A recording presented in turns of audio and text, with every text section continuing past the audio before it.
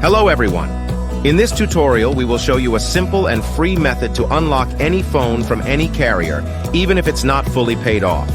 No more expensive unlock fees or shady third-party services. We've got the solution you've been looking for.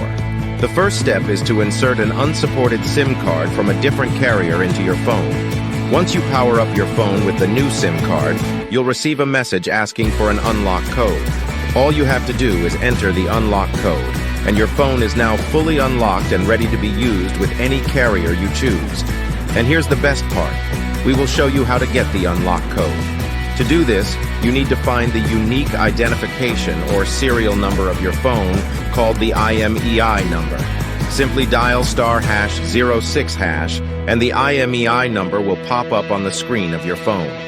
Based on this IMEI number, we will get the unlock code for your phone. If you're a T-Mobile customer or a customer of a mobile carrier that provides a device unlock app, you won't need an unlock code. Things will be much easier for you.